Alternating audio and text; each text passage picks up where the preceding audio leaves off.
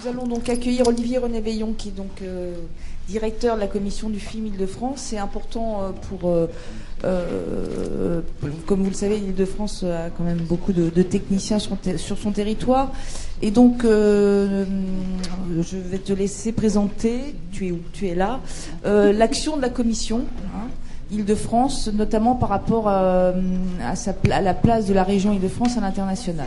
Voilà. Donc je vous propose d'écouter Olivier René qui va parler de tout ça qui est important pour les techniciens aussi. Merci.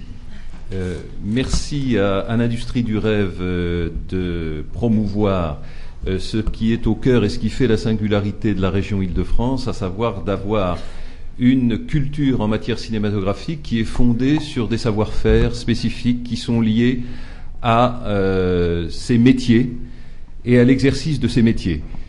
On a vu dans la table ronde qui vient de se dérouler que l'exercice de ces métiers était à la fois le cœur de ce qui constituait le projet cinématographique et que c'était également, je dirais, dans le contexte actuel, avec des tensions en termes de dérégulation sur le plan, je dirais, de l'organisation même du travail et des tensions également liées à la pression de l'innovation technique dans la manière dont elle peut s'imposer quand elle n'est pas maîtrisée par le projet artistique. Tout cela crée des préoccupations légitimes quant au développement de cet écosystème très particulier qui est celui que nous connaissons dans cette région et sur lequel je vous propose non pas de vous présenter l'action de la commission du film d'Île-de-France, ça n'est pas en soi très intéressant pour vous qui la connaissez et avec lesquels nous sommes en relation régulière, mais plus qu'est-ce que la région Île-de-France aujourd'hui peut faire par rapport à ces métiers et à leur évolution, et comment, quelles sont les caractéristiques de cette région aujourd'hui. Comment peut-elle jouer son rôle et contribuer à apporter de l'activité à l'ensemble de ceux qui y contribuent aujourd'hui de façon à ce que nous bénéficions de la croissance qui existe à l'échelle mondiale dans ce domaine, sachant que nous avons je dirais, à faire partager des compétences, des ressources, des savoir-faire et surtout une conception même de la mobilisation de ces ressources et de ces compétences, le projet dont parlait Caroline Champetier, qui est propre à la culture du cinéma dans cette région. Petit détour historique, je crois, pour situer ce qui fait la spécificité de cette région. Cette région, c'est celle qui a vu naître en 1861 Georges Méliès. Et Georges Méliès est à certains égards le premier qui porte un projet cinématographique et qui fonde une industrie à partir de ce projet cinématographique. Il a en face de lui Charles Pathé et Léon Gaumont. Charles Pathé et Léon Gaumont ne portent pas de projet cinématographique, mais ils sont ceux qui maîtrisent le développement industriel de ce secteur selon des stratégies très différentes l'un de l'autre, puisque Charles Pathé va aller maîtriser la distribution et l'exploitation en salle, pendant que Léon Gaumont va maîtriser les brevets techniques. Et Georges Méliès va être écrasé entre les deux. Charles Pathé, évidemment, comme vous le savez, va le ruiner en contrôlant la distribution de ses films. Il sera par ailleurs ruiné dans ses entreprises américaines, puisqu'il avait tout de suite compris qu'il fallait être présent aux États-Unis pour pouvoir s'imposer dans ses œuvres, et il ne maîtrisera plus non plus les outils techniques comme il ne les a jamais maîtrisés, parce que même les frères Lumière au départ ne voulaient pas lui donner leur caméra. Donc qu'est-ce qui s'est passé et quelle conclusion tirer de cette aventure singulière et fondatrice? Bon, la conclusion, c'est que le projet cinématographique est difficile à construire, mais qu'il est l'essence même du cinéma, et que celui-ci a à faire avec une industrie. C'est la phrase de Malraux dans l'esquisse d'une psychologie du cinéma. À la fin du texte de Malraux, il y a une phrase toute seule dans le blanc de la page qui ne fait pas partie du texte principal, et cette phrase, c'est « Et il est, le cinéma, par ailleurs une industrie ». Donc le par ailleurs est essentiel à penser, et il faut le penser à sa place, c'est-à-dire c'est par ailleurs. L'industrie du cinéma n'est identifiable et concevable qu'en tant qu'elle relève d'un projet artistique dont le par ailleurs est déterminants. Alors, c'est une proposition un peu complexe que je vous propose, mais je crois que ce qu'on a eu dans le débat tout à l'heure nous incite à essayer de se poser ce genre de questions. Qu'est-ce qui fait le par ailleurs de ce secteur d'activité? Qu'est-ce qui fonde l'industrie du rêve? Et la proposition qui fait titre pour la manifestation est absolument excellente, puisqu'elle est fondée sur un paradoxe, une industrie du rêve, c'est-à-dire une industrie qui produit des biens qui sont des biens symboliques, donc des biens qui ne peuvent pas être mesurés aux investissements nécessaires pour les fabriquer, puisqu'ils relèvent effectivement de la projection dans une œuvre artistique. C'est le cas c'est le cœur, l'atome, disait Caroline Champetier tout à l'heure, du geste cinématographique. Alors, qu'est-ce qui s'est passé en Île-de-France? On a vu naître cette industrie du rêve avec Georges Méliès. On l'a vu se développer dans le par ailleurs industriel qu'ont permis simultanément et dans des stratégies distinctes et Léon Gaumont et Charles Pathé. La France a dominé, l'Île-de-France en l'occurrence, a dominé le marché international du cinéma pendant 10 ans, jusqu'en 1895, jusqu'en 1905, en s'appuyant sur et Georges Méliès a été un des acteurs de cette domination mondiale. Je vous rappelle que Star Film est présente à Los Angeles dès 1902 et que les films de Georges Méliès sont les premiers succès mondiaux. En 1902, c'est le Voyage dans la Lune. Le Voyage dans la Lune est le premier succès du box-office américain. Pour autant qu'on peut le mesurer, mais enfin on a quelques éléments pour le savoir, ne serait-ce que le nombre de versions piratées par les Américains du fameux Voyage dans la Lune, puisque le développement de l'industrie américaine se fait sur la base du piratage généralisé des œuvres de Georges Méliès à partir de 1902.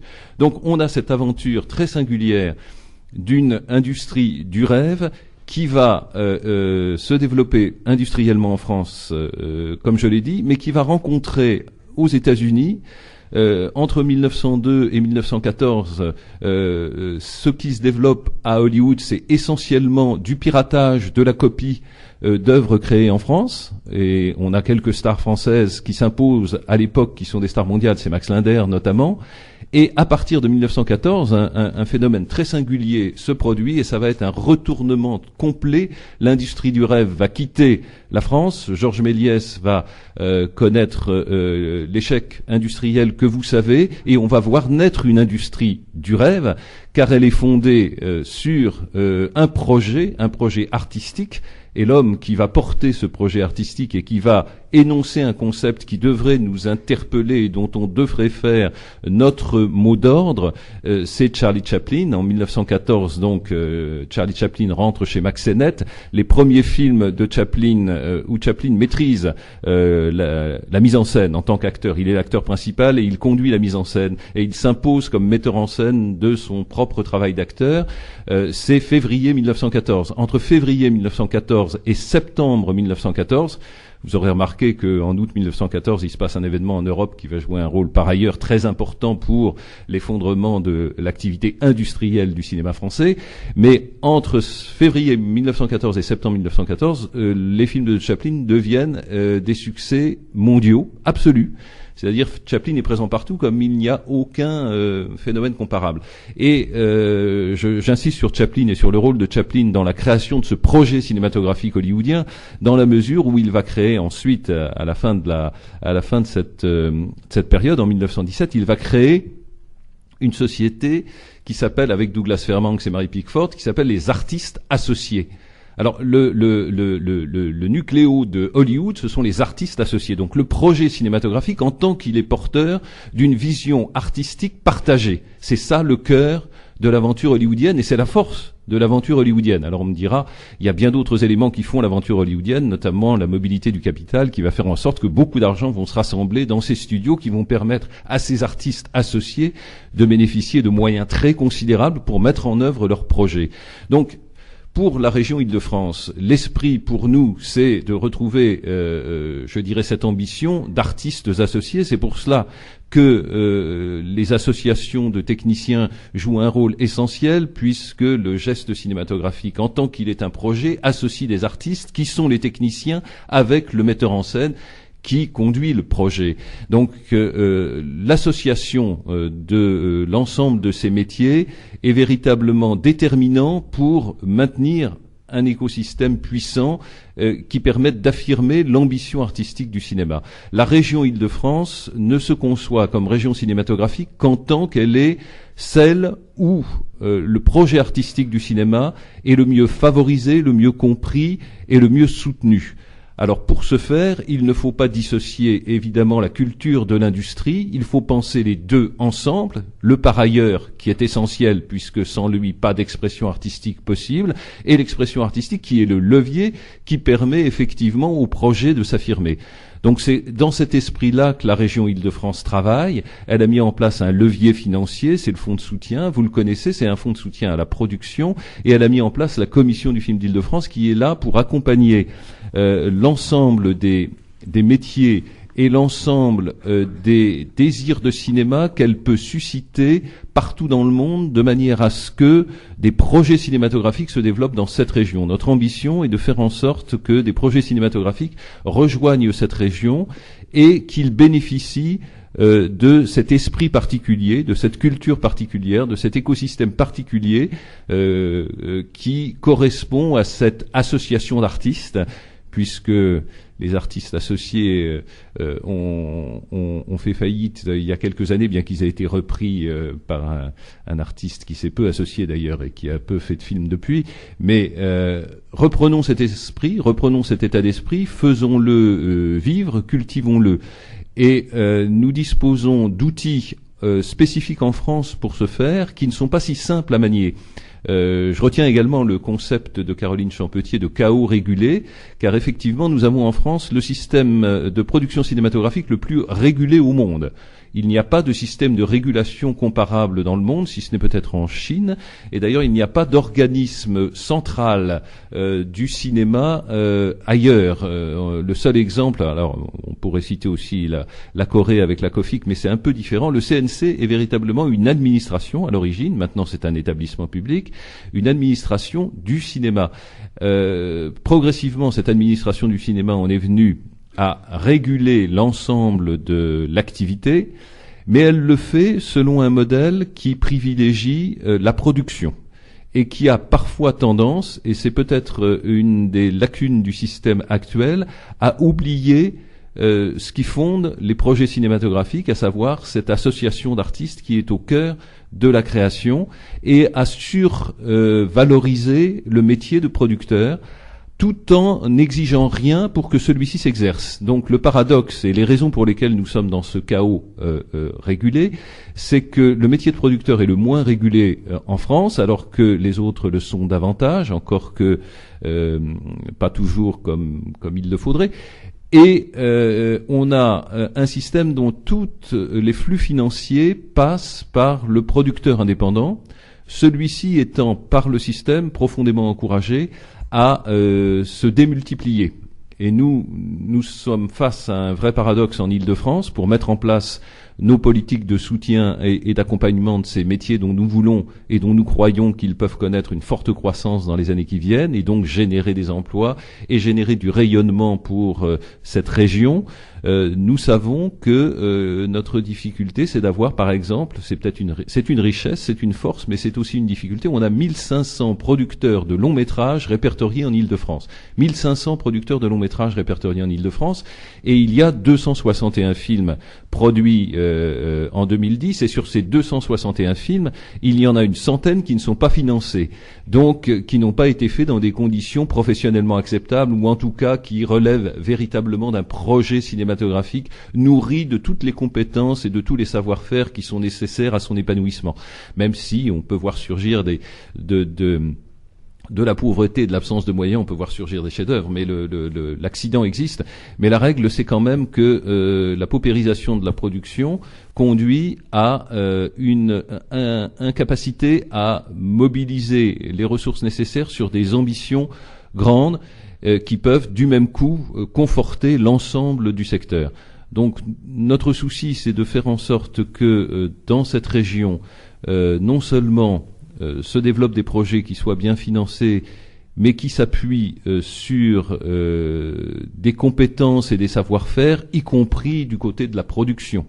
À savoir que les producteurs, en tant qu'ils ont la responsabilité de porter un projet, se sentent redevables vis-à-vis des savoir-faire qu'ils mobilisent, de la nécessité de leur permettre de travailler dans de bonnes conditions. C'est, je crois, à quoi la région est très attentive dans sa politique de soutien. Et certes, c'est plus facile quand on soutient 30 films et quand on est dans une logique qui est de choix, donc artistique, puisque par définition, les politiques de soutien sont toujours sur des critères artistiques au regard de ce qu'est le droit européen aujourd'hui. C'est la seule manière de soutenir le cinéma. Et donc ces choix sont faits, et ces choix sont faits en tenant compte de cela. Et c'est véritablement un élément très très important. Et moi j'appelle de mes vœux le renforcement de la représentation des métiers du cinéma à travers les structures et les associations dont vous vous êtes dotés, parce que c'est ce qui a fait la force de l'affirmation du projet artistique dans le cinéma hollywoodien. C'est véritablement le poids. Quand on voit comment travaillent les syndicats de réalisateurs, de scénaristes, donc les différentes modalités d'association des artistes, pour reprendre le concept d'artistes associés que les Américains connaissent, c'est véritablement ça qui fait la vitalité du système hollywoodien. C'est pas du tout la puissance des majors, comme on le dit. La puissance des majors est très relative. Les majors sont pas du tout puissantes. Elles vont de crise en crise et elles se font régulièrement racheter. Mais ce qui est puissant, c'est le modèle même de création dans le système hollywoodien.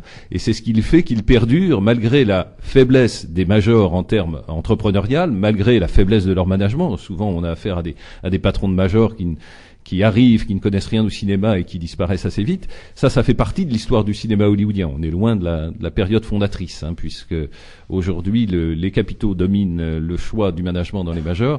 Mais ce qui fait la puissance du modèle hollywoodien, c'est de manière absolument récurrente la force des projets. Et la force des projets, elle émane d'un écosystème très particulier où les métiers du cinéma sont très puissamment représentés, où les agences ne sont pas des agents de stars, mais sont des agents de projet. Et ça, c'est absolument vrai quand on voit comment les CCA ou les grandes agences hollywoodiennes montent leurs projets. C'est toujours à partir d'un projet, et ils vont chercher évidemment dans leur protéger le réalisateur, le scénariste, le chef opérateur, qui vont bien ensemble, mais ce qui compte, c'est toujours, et c'est très vrai, et ça se vérifie très régulièrement sur les films porteurs dans le cinéma hollywoodien, ce sont les projets qui comptent.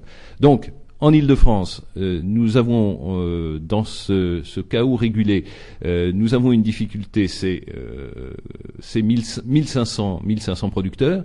Donc nous devons affirmer ensemble une grande exigence à l'endroit des projets, de manière à ce que ceux qui émergent soient ceux qui portent la plus grande exigence. On doit par ailleurs, et je crois qu'on a beaucoup à gagner dans ce sens-là, à la fois en termes économiques et en termes artistiques, s'ouvrir au cinéma du monde entier, dans la mesure où une des grandes caractéristiques de cette région Île-de-France, c'est c'est une caractéristique historique et c'est une caractéristique pour le cinéma, c'est qu'elle est une région accueillante pour toutes les cinématographies. Il se trouve qu'on a, à certains égards, inventé la cinéphilie.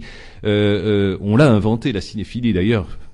Le premier contact de Charlie Chaplin avec son public en tant que cinéphile, c'est-à-dire faisant un objet culturel de son œuvre, et c'est ce qui l'a frappé quand il est venu pour la première fois à Paris. C'est à Paris qu'il l'a connu. Les premières critiques de l'œuvre de Charlie Chaplin, c'est Louis Deluc et Louis Aragon dans la même revue d'ailleurs en 1918-1919, et c'est véritablement là que s'est formée cette culture propre à cette région, à cette ville de Paris.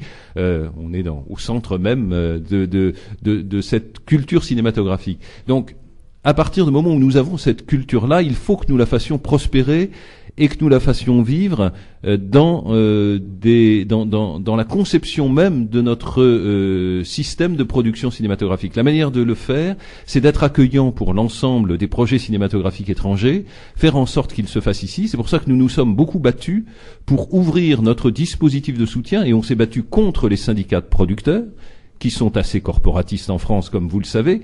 On s'est battu contre les syndicats de producteurs à l'origine de la création du fonds de soutien de la région Île-de-France. La région Île-de-France, quand elle a mis en place son fonds de soutien, je n'étais pas là, donc je lui rends hommage, quand elle a mis en place son fonds de soutien, quand Marie-Pierre de la Gontrie a convaincu Jean-Paul Huchon de mettre en place, dès les années 2000, le fonds de soutien de la région Île-de-France, ils l'ont fait en décidant que celui-ci serait ouvert aux productions étrangères. À l'époque, ça a été un véritable tollé, et des syndicats de producteurs et du CNC, qui a protesté contre l'ouverture d'un soutien public à des productions étrangères. Pourquoi cela a été fait? Eh bien, pour cette raison fondamentale, à savoir que la région Île-de-France est une région pour le cinéma et pour le cinéma du monde, qui doit se retrouver ici en situation de pouvoir exercer son projet et qui doit le faire au bénéfice de l'ensemble de ceux qui portent ses compétences et ses savoir-faire. Nous croyons que l'activité de production internationale peut apporter non seulement beaucoup d'activités à vos métiers, à vos savoir-faire, à vos compétences, mais peut renforcer, conforter et affirmer vos savoir-faire et vos compétences, notamment dans un dialogue soutenu avec les Américains, mais non exclusivement avec les Américains. Il y a d'autres cinématographies dans le monde qui ne demandent qu'à se nourrir de ce que vous savez faire et de la longue histoire qui a porté vos savoir-faire. Donc créons les conditions pour qu'effectivement ils puissent se nourrir de cela. Le fonds de soutien de la région Île-de-France s'est ouvert à la production internationale. Nous avons beaucoup poussé et contribué à faire en sorte que l'État finisse par comprendre qu'il fallait ouvrir son dispositif de soutien à la production internationale. Et la création du crédit d'impôt international a été un acte très important dans l'évolution positive de ce point de vue-là, mais ça a été difficile à obtenir, et je vous rappelle que les syndicats de producteurs, à l'origine, étaient contre la création du crédit d'impôt international, tout simplement parce que l'entre-soi est toujours plus facile à gérer que l'ouverture à des projets qui peuvent être portés par une exigence au regard de laquelle doivent se mesurer d'autres projets. Donc, le crédit d'impôt international a joué un rôle très important dans l'ouverture de l'activité en Île-de-France. On a la chance sur les 31 projets d'avoir bénéficié de 29 d'entre eux, donc on se réjouit de l'impact des savoir-faire, des compétences existantes dans la région Île-de-France et évidemment des grands décors monumentaux qui ont joué un rôle très important dans la motivation et dans le choix, l'inspiration de la ville de Paris dans le dernier film de Woody Allen est évidemment un élément clé, mais il a trouvé ici les compétences, les talents, les savoir-faire, et quand on voit la photographie de Darius Khondji dans le petit film annonce, en attendant de voir les décors et l'ensemble du travail qui a été fait sur le film, on se dit effectivement voilà une belle rencontre, et voilà des rencontres comme on en souhaite beaucoup. Donc l'ouverture aujourd'hui à ces projets cinématographiques étrangers est véritablement un engagement fondamental de la région Île-de-France. Nous le voulons, nous le souhaitons, nous faisons tout pour cela, et c'est une des missions principales qui a été confiée à la commission du film d'Île-de-France. C'est pour ça que nous sommes là, parce que nous ne pouvons le faire qu'avec vous, et nous le faisons avec vous, et je dirais pour vous, parce que ces films-là ne viendront que si vous êtes en situation de rentrer dans leur projet et d'y apporter vos compétences et vos savoir-faire. Et ces films ne viendront aussi que par la connaissance de ces compétences et de ces savoir-faire. Donc on a un travail à faire ensemble de promotion de vos compétences et de vos savoir-faire sur le marché international, de manière à ce que de nombreux projets viennent ici et que vous alterniez un film chinois, un film coréen, un film français, un film américain, pour le plus grand bénéfice de l'activité dans cette région et pour le plus grand bénéfice du cinéma lui-même, parce que je crois qu'en tant que cinéphile, vous le savez, ce qui fait la qualité d'un film, c'est aussi la singularité de son point de vue, et que la rencontre entre un cinéaste et cette région peut renforcer la singularité d'un point de vue et lui donner une forme d'expression parfaitement originale.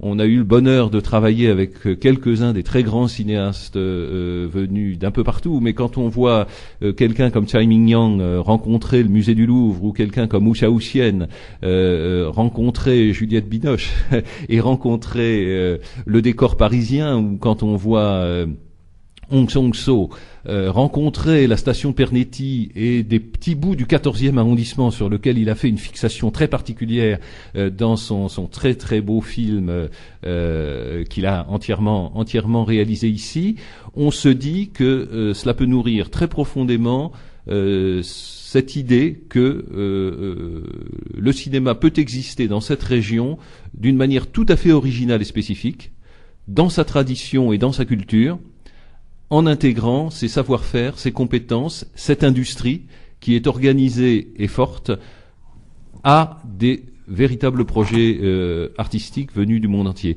Alors pour ce faire, il y a des conditions à réunir, des conditions fiscales, des conditions d'organisation même de la production, et c'est tout à fait notre rôle que d'y travailler et de le faire évidemment avec le Centre national du cinéma, qui est l'instance de régulation à l'échelle nationale, mais avec une affirmation très forte de l'ambition. Et nous l'avons rappelé régulièrement à différents moments, y compris à un moment de crispation particulier. Vous vous souvenez de l'affaire d'un long dimanche de fiançailles, de Jean-Pierre Jeunet. C'est le film qui avait fait le plus travailler les équipes techniques en Île-de-France l'année de sa production. Donc il nous paraissait tout à fait légitime de lui apporter tout notre soutien, indépendamment du projet du film, qui de toute façon était déterminant par rapport au dit projet. Et ce film n'a pas eu l'agrément. Il n'a pas eu l'agrément, vous vous souvenez sans doute, parce que des syndicats de producteurs ont fait un procès pour qu'il n'ait pas l'agrément. Il n'a pas eu l'agrément, il n'y a pas eu 1 euro d'argent public dans le film qui a fait travailler le plus de techniciens cette année-là.